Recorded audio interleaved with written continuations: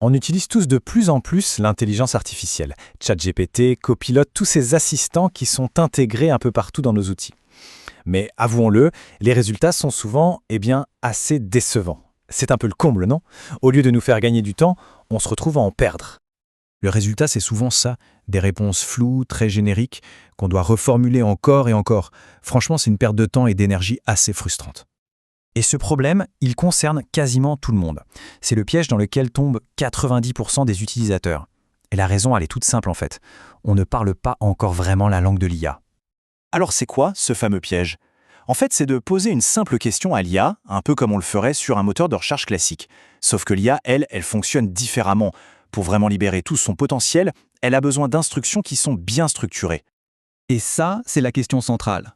Pourquoi est-ce qu'un outil aussi puissant nous donne des réponses si peu utiles au final?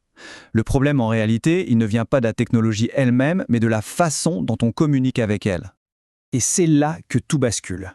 Il faut apprendre à parler la langue de l'IA. Cette compétence, ça a un nom, ça s'appelle le prompting. L'idée, ce n'est plus de demander quelque chose, mais bien de donner des instructions claires. Regardez la différence, c'est radical. À gauche, on a une demande vague qui va forcément produire une réponse confuse, générique. Et à droite, on a une instruction ultra précise qui force l'IA à se comporter en véritable experte. Et là, le résultat est immédiatement pertinent, il est exploitable, la qualité est tout simplement transformée.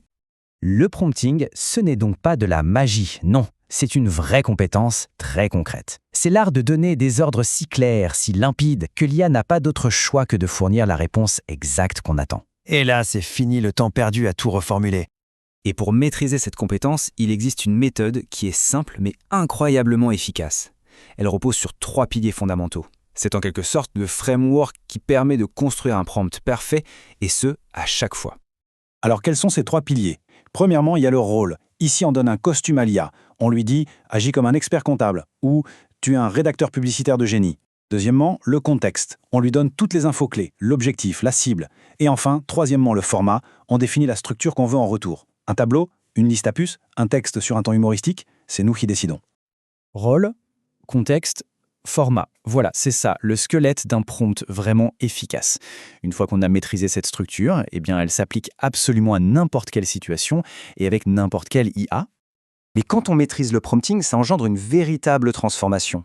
L'IA, elle arrête d'être un simple outil un peu bête et réactif pour devenir un vrai partenaire stratégique. Un copilote, en fait, qui aide à réfléchir, à créer, à analyser.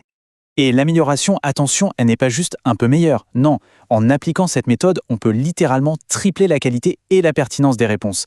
C'est un gain d'efficacité qui est juste spectaculaire.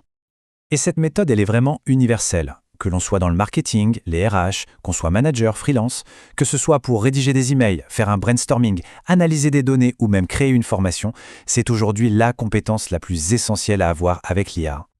Mais le bénéfice le plus concret, le plus tangible, c'est le temps. Maîtriser ce dialogue avec l'intelligence artificielle, c'est tout simplement gagner des heures chaque semaine. Et c'est du temps qu'on peut enfin libérer pour se concentrer sur des tâches qui ont une vraie valeur ajoutée au lieu de se battre avec un outil. Il est temps d'arrêter de laisser l'IA nous frustrer. En devenant maître du dialogue avec elle, on gagne bien plus que de la productivité. On transforme cet outil en un véritable allié. La question, ce n'est donc plus qu'est-ce que l'IA peut faire, mais plutôt comment est-ce qu'on va l'utiliser, nous, pour construire l'avenir.